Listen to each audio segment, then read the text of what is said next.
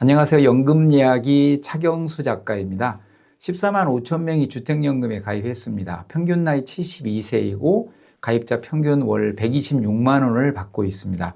서울은 평균 월 170만 원이고 전라남도는 서울의 3분의 1 수준인 월 59만 원입니다. 올해 기준 시가 5억짜리 아파트 70세 주택연금에 가입하면 평생 월 148만 원 받습니다. 2022년에는 동일 조건으로 월 154만 원 받았는데 3년이 지난 올해는 약 5만 6천 원 가까이 줄었습니다. 3년 전에 비해 연금 액수가 왜 줄었는지, 연금이 부족한데도 사람들이 왜 가입을 망설이는지, 가입 의사가 있다면 언제 가입하는 게 좋은지, 가입할 때 많이 물어보는 게 뭔지 연금 이야기가 정리해 드리겠습니다. 주택연금 기본 정보입니다. 부부 중 한 사람이 55세가 되면 가입할 수 있습니다. 가구 기준 공시지가 12억 이하 주택이면 가입할 수 있습니다. 집이 세 채라 해도 합해서 공시지가 12억 이하면 가입할 수 있고 12억 초과해도 3년 안에 매도한다는 조건으로도 가입할 수 있습니다. 죽을 때까지 받는 방식도 있고 기간을 정해서 받는 방식도 있습니다. 죽을 때까지 정액으로 받는 방식도 있고 초기에 많이 받고 나중에 적게 받는 초기 증액형 방식, 반대로 점차 많이 받는 정기 증가형 방식도 있습니다. 대부분 종신 지급 방식을 선택하고 있고 평생 같은 금액을 받는 정액형을 선택합니다. 죽을 때까지 일정한 금액을 받는 방식을 가장 선호하는 것입니다. 최근에는 초기 10년은 좀 많이 받고 10년 지나면 적게 받는 초기 증액형 방식도 늘어나는 추세입니다. 이 외에 3년마다 4.5%씩 연금이 오르는 정기 증가형도 있는데 인플레를 고려한 선택입니다. 올해 기준 얼마나 받는지 보겠습니다. 올해 70세 기준 시가 3억짜리 주택이면 평생 89만 원 정도 받는 거고 5억짜리 주택이면 148만 원 정도 평생 받습니다. 만약 65세부터 받는다면 5억 기준으로는 121만 원 정도 받습니다. 5년 늦게 받으면 평생 매월 27만 원 정도 더 많이 받습니다. 90세까지 받는다고 가정하면 65세에 받는 사람은 평생 3억 6,300만 원 정도 받고 70세부터 받는 사람도 3억 5,600만 원 정도 받습니다. 부부 중 한 사람이라도 90세까지 산다면 65세에 가입하나 조금 늦게 70세에 가입하나 받는 연금 총액은 비슷합니다. 부부 중 한 사람이라도 90세 넘게 산다면 늦게 많이 받는 사람이 총액은 좀 더 많아집니다. 한 살이라도 젊었을 때 의미 있게 써야지 90세 넘어서 어디에 쓰게, 이런 분도 계시고 90세 넘는다고 왜 쓸 일이 없겠어? 생활비는 줄지만 의료비가 많이 들겠지. 이렇게 생각하시는 분도 계십니다. 보통 여성이 늦게 죽는데 간병기가 길어지면 의료비도 꽤 나갑니다. 연금은 뚝뚝 떨어지는데 쓸 일이 없는 리스크보다 간병기가 길고 생각보다 오래 사는 장수 리스크가 더 고통스러울 것 같습니다. 가입할지 말지도 고민이고 가입한 다음에 언제 가입할지도 고민입니다. 노후에 국민연금과 개인연금을 합해도 생활이 어려운 경우 개인연금, 퇴직연금 수령 기간을 짧게 해서 월 인출 금액을 키우고 70세 이후에는 국민연금과 주택연금으로 현금 흐름을 만드는 방법이 좋아 보입니다. 연금저축 IRP와 주택연금이 겹치게 할지, 연금저축과 IRP에서 많이 인출해 먼저 소진한 후 주택연금에 가입할지는 각자 연금계좌 활용 능력이나 주택연금 액수에 따라 결정하시는 게 좋을 것 같습니다. 70세 5억 기준 2022년에 비해 올해 5만 6천 원이 줄었습니다. 모든 게 올라가는데 주택연금은 줄었습니다.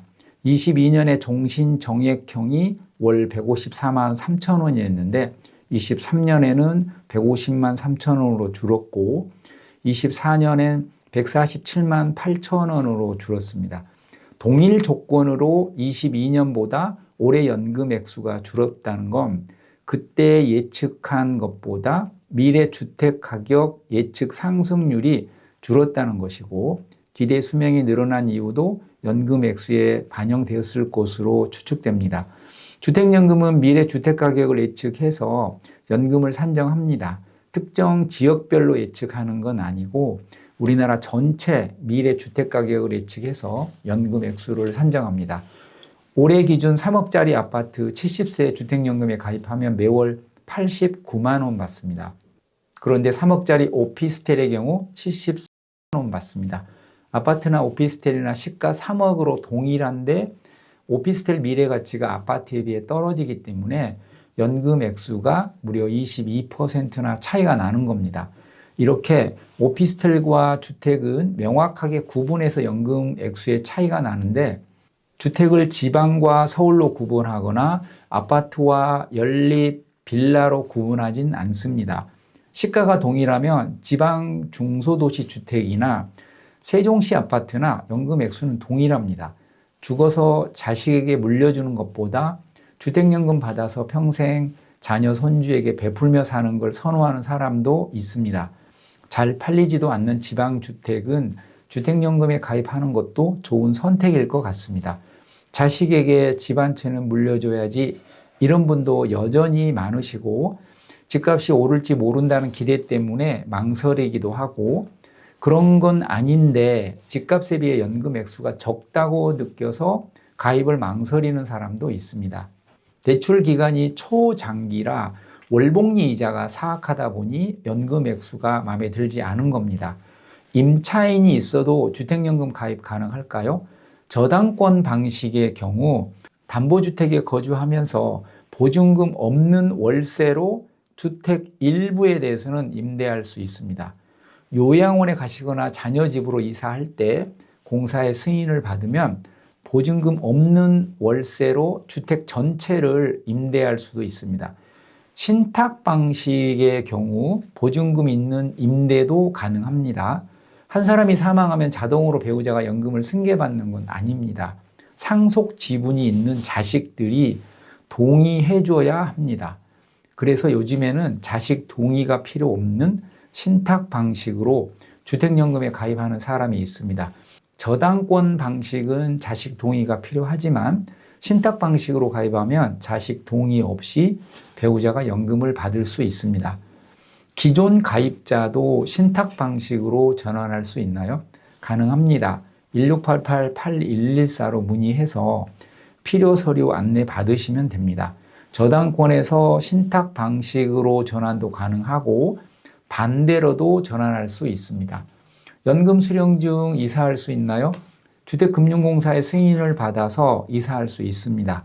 이사하는 시점에 기존 주택과 신규 주택의 가격을 각각 평가해서 연금이 늘어날 수도 있고 감소할 수도 있습니다. 주택연금 수령 중 재건축이나 재개발되면 재건축 재개발이 되어도 연금을 계속 받을 수 있습니다. 다만 공사의 1순위 근저당권이 반드시 유지되어야 하므로 금융기관의 1순위 근저당권 설정이 필요한 경우 이주비 대출을 받지 못할 수는 있습니다. 금리가 오르면 이자가 늘어서 주택연금 가입한 사람이 손해를 보는 거 아닌가요? 가입 후 금리가 올라도 연금 액수는 같습니다.